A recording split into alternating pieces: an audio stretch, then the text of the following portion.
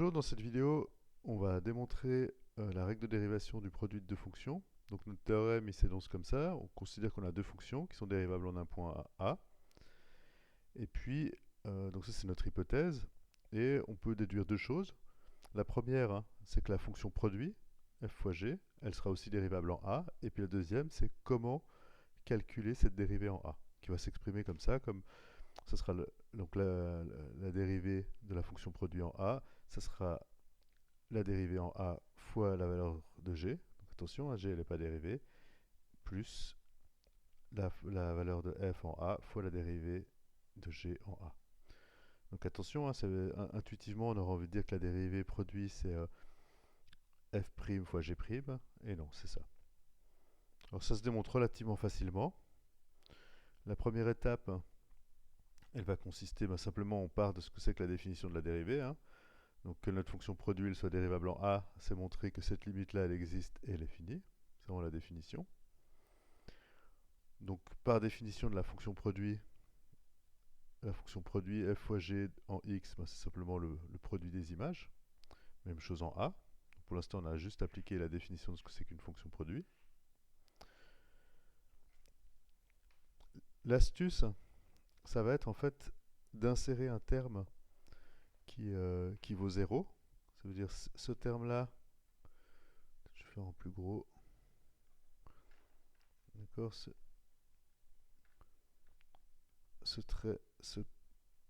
terme-là, il est égal à 0. Hein. On a bien que c'est la même chose. Et puis après, en fait, on va faire une mise en évidence. En fait, on va faire simplement des manipulations algébriques. Le plus simple, c'est de le montrer. Puis ça va devenir assez évident. Donc ce qu'on fait, c'est qu'on met en évidence un g de x.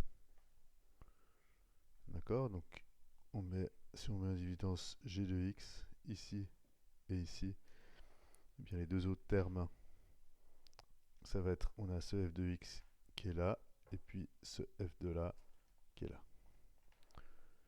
Dans l'autre, je vais mettre en évidence f de a. Voilà, f de a, il est là. F de a, il est là. Puis les deux autres termes qu'on va avoir, ils sont ici. Ce sera g de x. Et puis g de a. D'accord. Donc pour l'instant, c'est juste une réorganisation, simplement de l'algèbre basique. Alors pourquoi c'est intelligent de faire ça? Parce que maintenant, je peux de nouveau réécrire. En fait, je réécris ça comme deux fractions. Sous cette forme-là. D'accord, hein, j'ai simplement séparé la fraction. J'ai mon g de x que j'avais ici, hein, je peux remettre les mêmes couleurs si on veut. J'ai mon g de x qui est là. Le numérateur de ma fraction, c'est ce que j'avais en vert ici. Même chose avec le f de a et le numérateur ici. D'accord, le dénominateur, c'est toujours le même. Et en fait, on va pouvoir utiliser les propriétés des limites. Parce que ce que nous on sait, c'est que la limite en a de g de x, elle existe. C'est vos g de a, parce que g, elle est continue. Elle est continue parce que par hypothèse, elle est dérivable. Dérivable implique continue.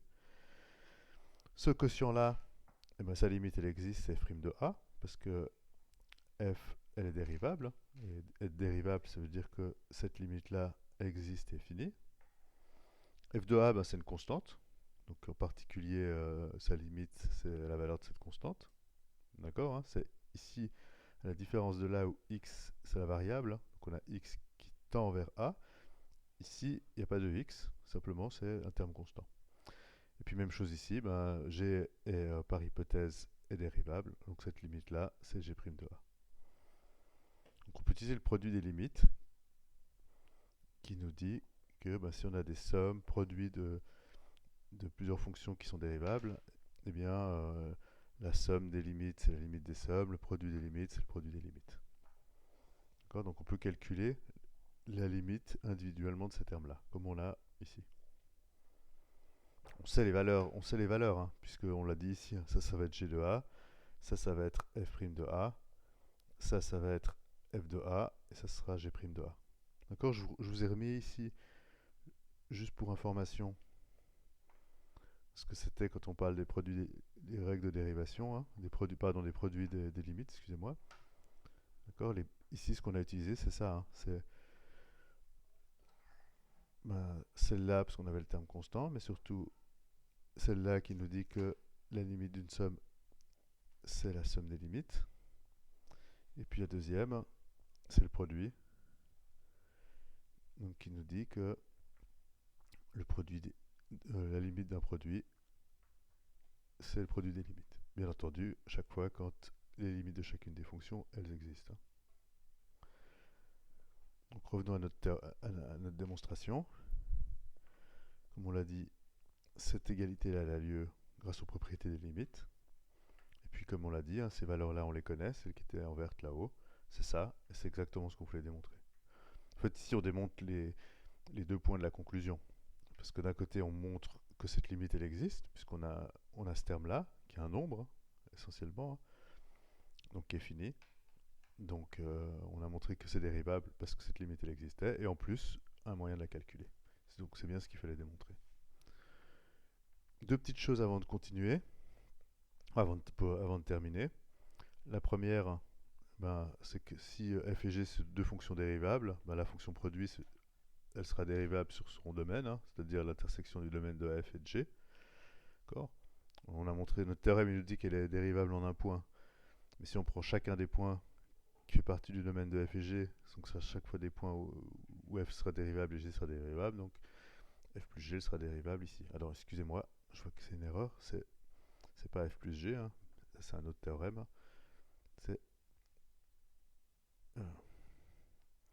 c'est le produit, hein, f fois g. Un petit exemple, toujours bien pour illustrer le théorème, hein. J'ai une fonction f, un polynôme du second degré, une fonction g, fonction trigonométrique, sinus x. Et bien si je calcule le dérivé du produit, ce sera le produit de f, donc la dérivée de x carré plus 7, donc 2x, fois g de x, sinus x, plus f de x, fois g' de x, donc cos de x. Voilà, c'est tout pour ce théorème.